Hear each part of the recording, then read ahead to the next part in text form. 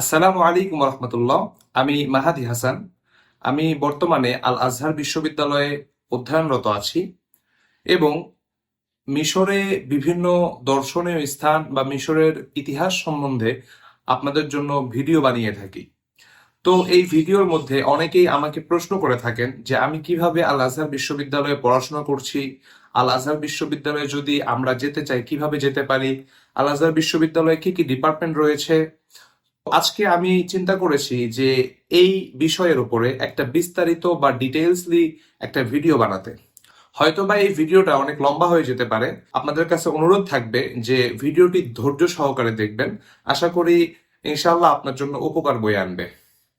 তো আমি প্রথমেই শুরু করতে চাচ্ছি যে আল আজহার বিশ্ববিদ্যালয় আসলে কি।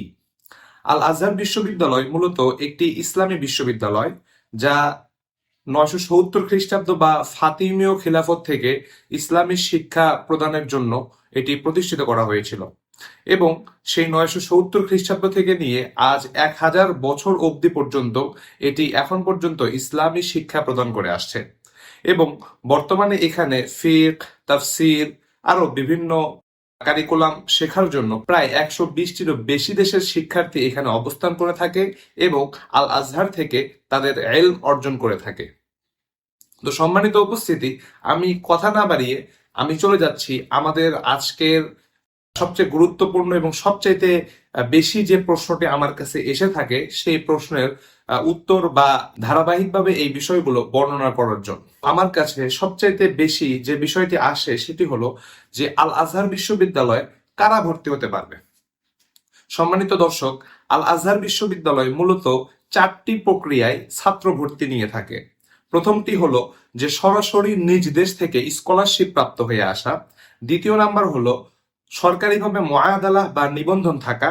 তৃতীয় নাম্বার হলো মিশরে অবস্থান করে আল আজহার অধীনস্থ এদাদি সানুবি অর্থাৎ এসএসসি বা এইচএসসি শেষ করে তারপরে অনার্সে ভর্তি হওয়া। আর চতুর্থ নাম্বার হলো যে আল আজহার বিশ্ববিদ্যালয়ের যে ভর্তি পরীক্ষা রয়েছে, যেটিকে হাদাসা বলা হয়ে থাকে, এই হাদাসা পরীক্ষায় উত্তীর্ণ হয়ে অনার্সে ভর্তি হওয়া। আমি এই 4টি বিষয়ের আরো ডিটেলসলি বলছি।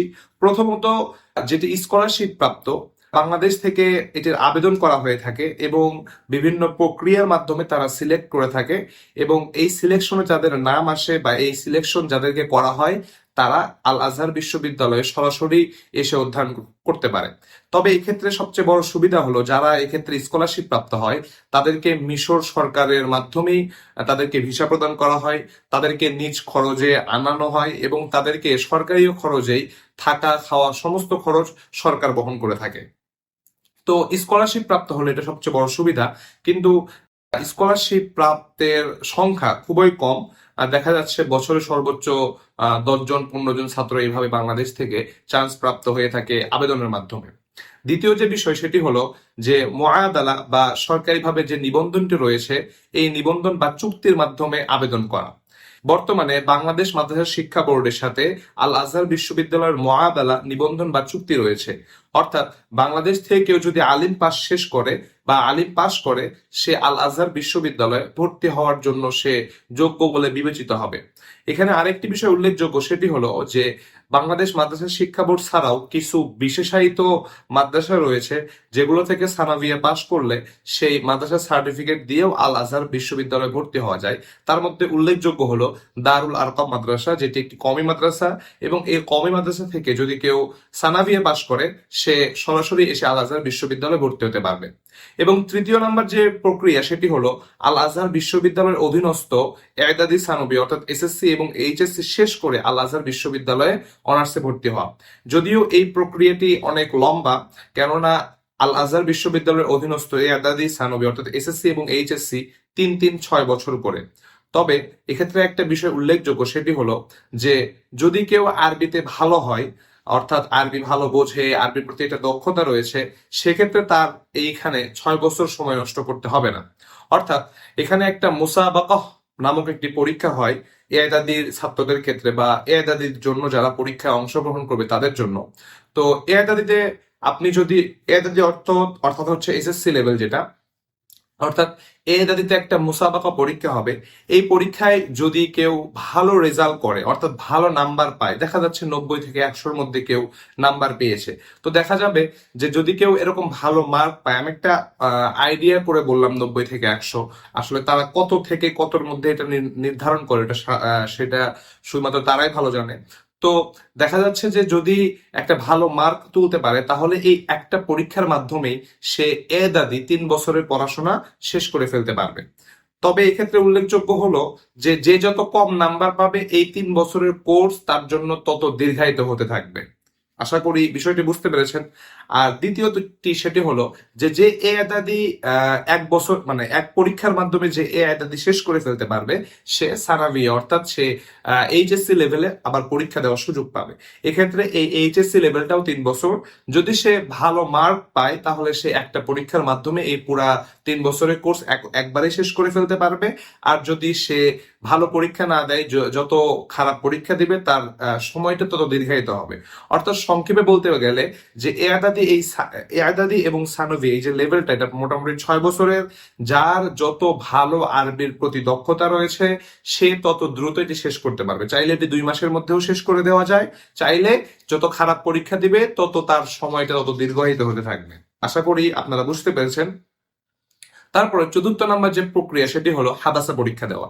হাদাসা পরীক্ষা এটি মূলত আল আজহার বিশ্ববিদ্যালয় একটি ভর্তি পরীক্ষার আয়োজন করে থাকে। তো এই ভর্তি পরীক্ষায় অংশগ্রহণ করতে হয়, যারা এই ভর্তি পরীক্ষায় অংশগ্রহণ করে উত্তীর্ণ হয়, তারা আল আজহার বিশ্ববিদ্যালয়ে অনার্সে ভর্তি হওয়ার সুযোগ লাভ করে। তবে এক্ষেত্রে উল্লেখযোগ্য আরো একটি বিষয় হলো যে শুধুমাত্র যারা স্কলারশিপ প্রাপ্ত হয়, তাদেরকেই সরকারিভাবে তাদেরকে ভিসা দেওয়া হয়, তাদেরকে টিকিট কেটে দেওয়া হয়। কিন্তু বাকি যে 3টি মাধ্যম রয়েছে, এই 3টি মাধ্যমে কোনোভাবেই সরকারি ভিসা প্রদান করা হয় না। বরং এক্ষেত্রে আপনাকেই যে কোনো মাধ্যমে হোক, আপনাকে মিশরে আসতে হবে।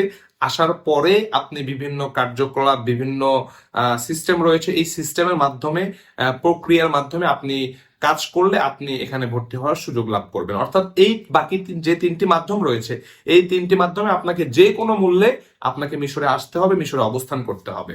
অতঃপর 3য় নাম্বার যে গুরুত্বপূর্ণ প্রশ্ন, সেটি হলো যে আল আজহার বিশ্ববিদ্যালয়ে কখন ভর্তি হওয়া যায়। আল আজহার বিশ্ববিদ্যালয়ে যদি স্কলারশিপের আবেদন করতে চান, সেক্ষেত্রে দেখা যায় জুন জুলাইয়ের দিকে তারা আবেদনের নোটিশ ছাড়ে। এই নোটিশগুলো আপনি বিভিন্ন স্কলারশিপের বা আরো বিশ্বের যে স্কলারশিপ প্রাপ্ত যে বিভিন্ন ফেসবুক গ্রুপগুলো রয়েছে, এগুলোতে আপনি যদি সচল থাকেন, আশা করি এখান থেকে এই ইনফরমেশন গুলো পেয়ে যাবেন।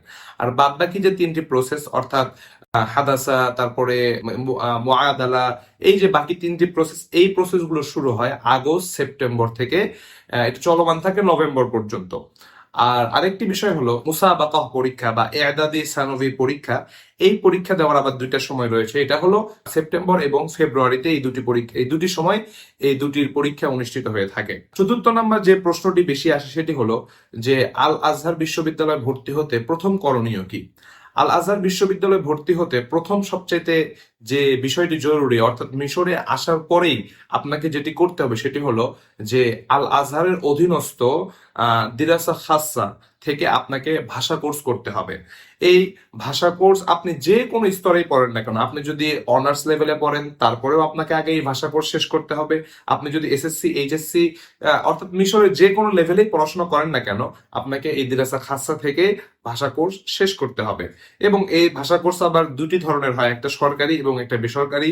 সরকারিটাতে আপনার কোনো ধরনের ফি প্রয়োজন হয় না, কিন্তু বেসরকারি যেটি রয়েছে, এটিও আজহারের অন্তর্ভুক্ত, কিন্তু এটিতে টাকার প্রয়োজন হয়। অর্থাৎ এখানে প্রায় 6টি মুস্তাওয়া রয়েছে, 6টি স্তর রয়েছে। এই 6টি স্তরে প্রত্যেক স্তরে $75 করে দিতে হয়। আমি যদি বেসরকারির কথাটা বাদ দিই, যদি সরকারিটার কথা বলি, সাধারণত আমরা যারা আসি, সাধারণত সরকারিটাতেই পড়াশোনা করি, কারণ বেসরকারিতে খরচ অনেক বেশি হয়ে যায়।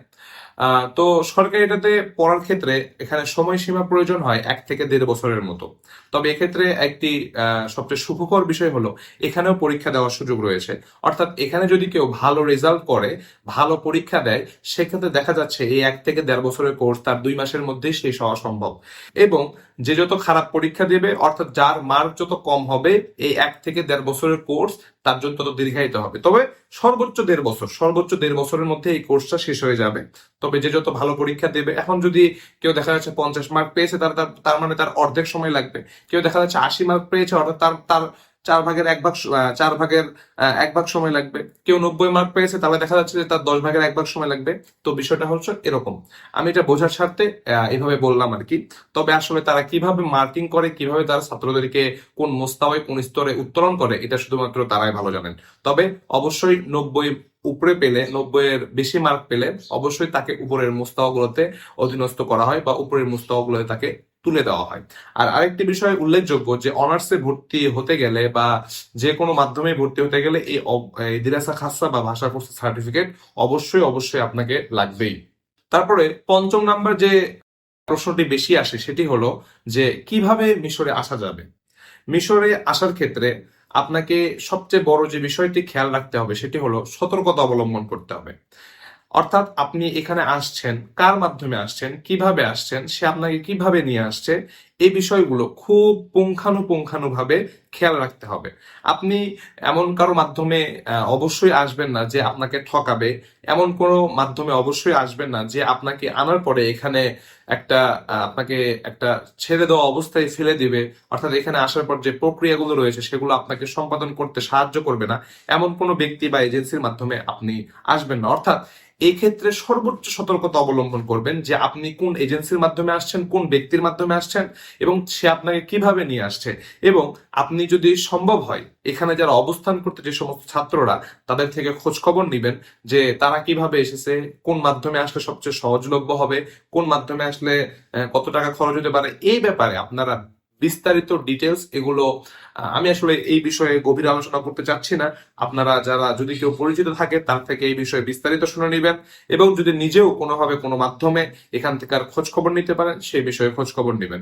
তবে আমি আপনাদেরকে পরামর্শ স্বরূপ বলতে পারি যে মিশরে আসার ক্ষেত্রে বাংলাদেশস্থ যে মিশর এম্বাসি রয়েছে, এই এম্বাসি থেকে স্টিকার ভিসা নেওয়ার মাধ্যমে যদি মিশরে আসতে পারেন এটা সবচাইতে বেশি সহজলভ্য হবে।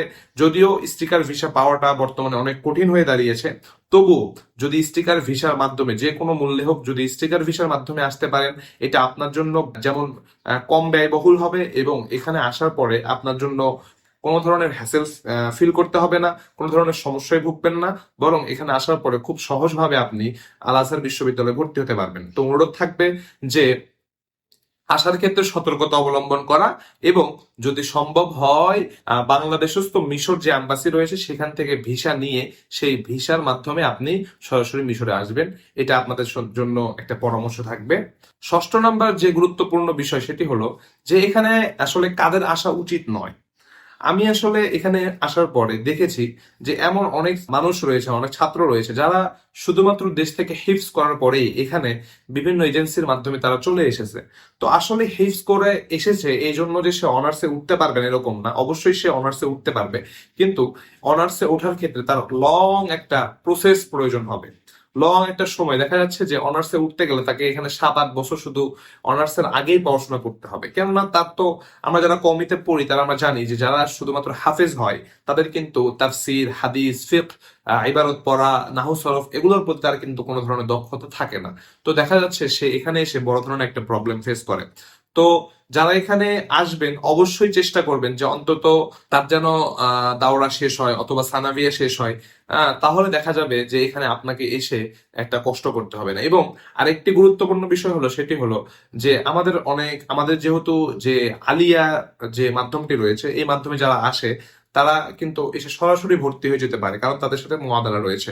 তবে এক্ষেত্রে দেখা যায় কিছু আলিয়া মাদ্রাসা রয়েছে যাদের পড়াশোনার মান ততটা ভালো নয়। আমি সমস্ত আলিয়া মাদ্রাসার দোষ দিব না, তবে কিছু আলিয়া মাদ্রাসা রয়েছে যাদের পড়াশোনার মান খুব একটা ভালো না এবং সে সমস্ত ছাত্রদের আরবির প্রতি দক্ষতা অনেক কম থাকে।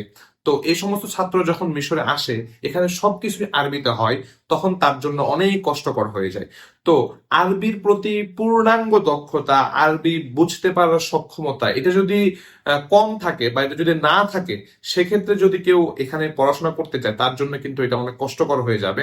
তো অবশ্যই যাদের আরবির প্রতি ভালো দক্ষতা রয়েছে, অবশ্যই সানাবিয়া শেষ হয়েছে অথবা দাওরা শেষ হয়েছে এবং আলিম পাস হয়েছে কিন্তু তার ভালো দক্ষতা রয়েছে এরকম ব্যক্তিগুলো এখানে আসার চেষ্টা করবেন, বা এরকম মানুষ আপনারা এখানে এসে অনার্স করার চেষ্টা করবেন বা আসার চেষ্টা করবেন। কিন্তু যাদের আরবির প্রতি ভালো দক্ষতা নেই বা অনার্স সানাভিয়া বা দাওরা শেষ হয় নাই এরকম তারা যদি আপনারা আসেন, হ্যাঁ পড়তে পারবেন না এরকম বলছি না, তবে আপনাকে লং একটা প্রসেসের মধ্যে যেতে হবে, অনেক এক সময় ব্যয় হবে।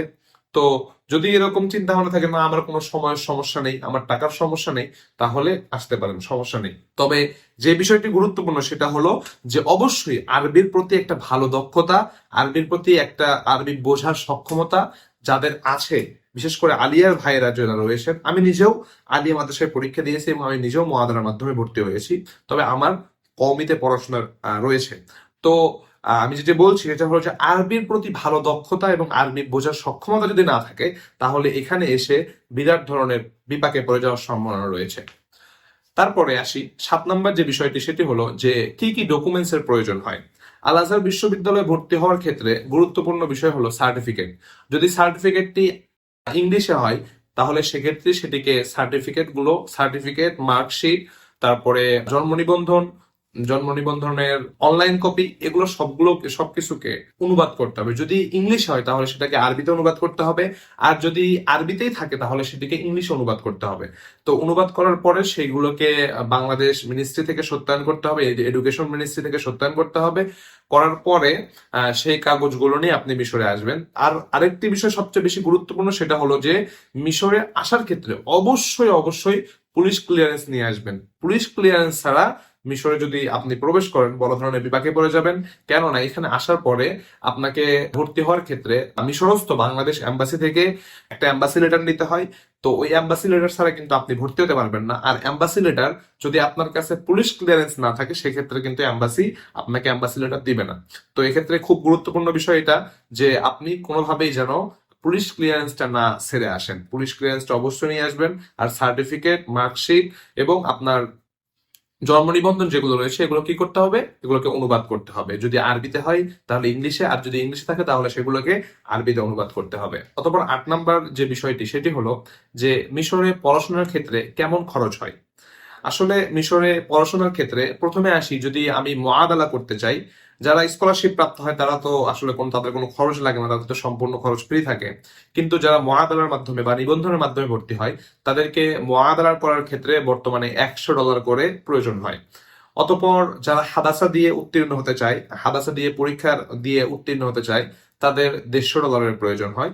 তো মোটামুটি এই দুইটা জায়গাতেই খরচ হয়, অর্থাৎ মুআদালার জন্য $100 এবং হাদাসার জন্য $150, হাদাসা পরীক্ষা দেওয়ার জন্য $150 প্রয়োজন হয়। যারা হচ্ছে যে এ'দাদি সানবী অর্থাৎ এসএসসি এবং এইচএসসি লেভেল দিয়ে ওঠে তাদের কোনো টাকার প্রয়োজন হয় না।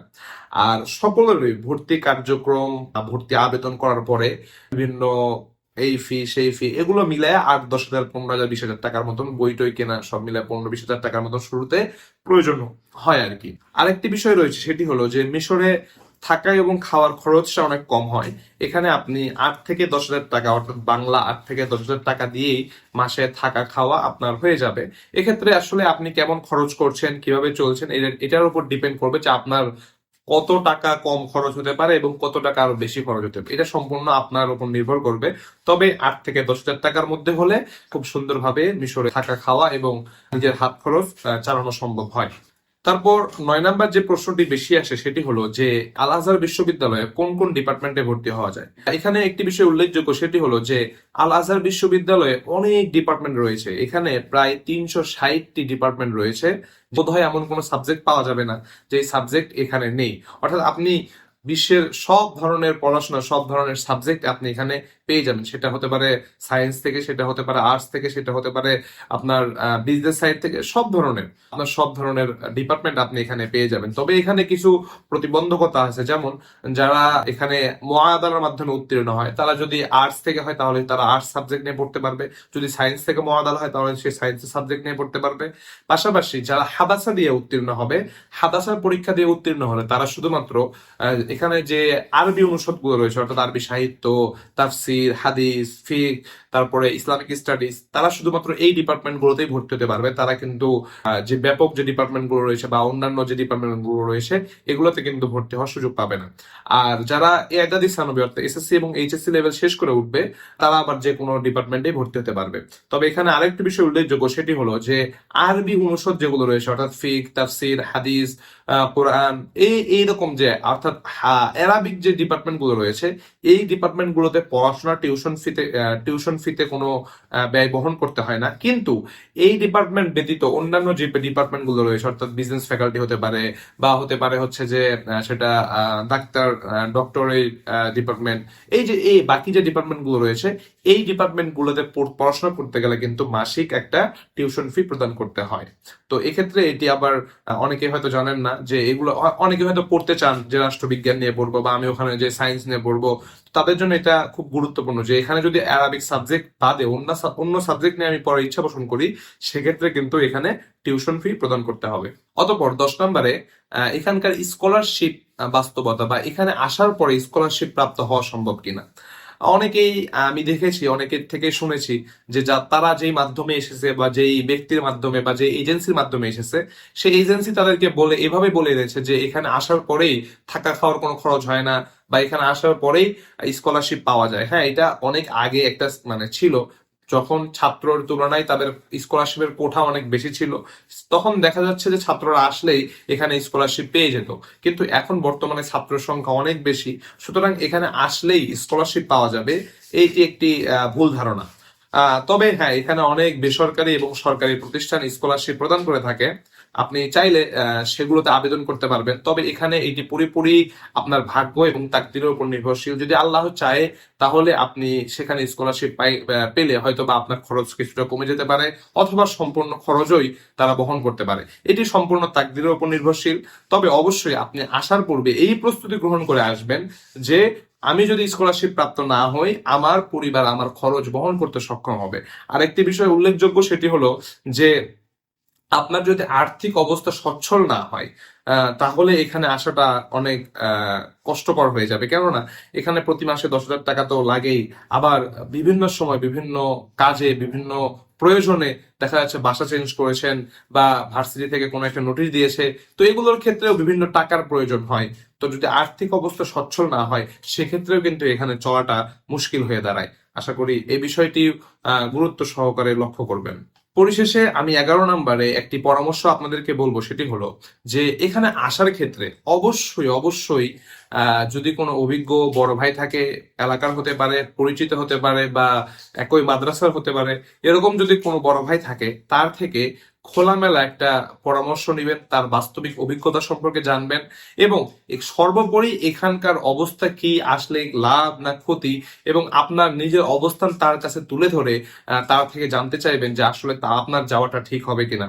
আর সর্বোপরি সব কিছুর বিষয় একটা বিস্তারিত ডিটেলস নিয়ে নিজে বুঝে শুনে তারপরে এখানে আসার চেষ্টা করবেন। এরকম নয় যে ঠিক আছে যাওয়া যাচ্ছে, আমার বাবার আর্থিক অবস্থা সচ্ছল, ঠিক আছে আমি চলে গেলাম, এরকম ভুল কোনোভাবেই করবেন না। বরং এখানে আসার ক্ষেত্রে সর্বোচ্চ সতর্কতা অবলম্বন করবেন, সর্বোচ্চভাবে খোঁজ খবর নেবেন। পাশাপাশি এখানে আসার ক্ষেত্রে আমি একটা জিনিস বলবো, সেটা হলো যে অবশ্যই প্রচুর পরিমাণে আপনাকে ধৈর্য ধারণ করতে হবে। এখানে আসলেন, ভর্তি হইলেন, সবকিছু এত সহজভাবে হয়, আমি যতটা সহজভাবে বললাম হয়তো বা বাস্তবিকতা কিন্তু এত সহজ না। আপনি আসার পরে এখানে সমস্যার সম্মুখীন হবেন না এরকম পাওয়া যাবে না। আপনি এখানে আসার পর সমস্যার সম্মুখীন অবশ্যই হবেন এবং সেই সমস্যার সমাধানও হবে। কিন্তু এই যে সমস্যার সম্মুখীন হয়েছেন, এই সমস্যার সম্মুখীন হয়ে এখানে ভেঙে পড়া যাবে না। আপনাকে ধৈর্য ধারণ করতে হবে, আপনাকে এখানে সবর করতে হবে। তবেই দেখবেন যে আল্লাহ তাআলা কোনো না কোনো একটা মাধ্যম বের করে দিবেন। তো এখানে আসার ক্ষেত্রে অবশ্যই আমি বলবো যে কোনো বড় ভাই থাকলে তার পরামর্শ নেবেন। পাশাপাশি ধৈর্য ধারণ করার একটা মেন্টালিটি, ধৈর্য ধারণ করার একটা একটা মানসিক অবস্থা তৈরি করে এখানে আসার চেষ্টা করবেন। তাহলে দেখবেন যে আপনার জন্য এটা সহজ হয়ে যাবে। পরিশেষে আমি আজকের আলোচনা এখানেই শেষ করছি। এবং আমি আমি জানি না আমি কতদূর আপনাদেরকে বোঝাতে সক্ষম হয়েছি। হয়তোবা আমি কোনো কিছু বাদও পড়ে যেতে পারে বা কোনো কিছু বোঝাতে অক্ষম হতে পারি। তো যদি এরকম কোনো বিষয় থেকে থাকে তাহলে আপনারা আমাকে কমেন্টে জানিয়ে দিবেন। আমি অবশ্যই চেষ্টা করব সেই বিষয়টি আপনাদেরকে জানিয়ে দেওয়ার। এবং আপনার জন্য দোয়া থাকবে, আল্লাহ তাআলা যেন আপনাদের ইচ্ছাকে কবুল করে। পাশাপাশি আমার জন্য দোয়া করবেন, আল্লাহ সুবহানাহু তাআলা যেন আমাকেও দ্বীনের একজন দায়ী হিসেবে কবুল করে। তো আজকে এখানে শেষ করছি। যদি সম্ভব হয় আমি এই বিষয়ে আরো যদি কোনো বিষয় বাদ পড়ে যায় আপনারা আমাকে জানাবেন। আমি আবারও আরেকটি ভিডিও আপনাদের সামনে নিয়ে আসার চেষ্টা করবো ইনশাআল্লাহ। ততদিন পর্যন্ত ভালো থাকবেন, সুস্থ থাকবেন। আসসালামু আলাইকুম রহমতুল্লাহ।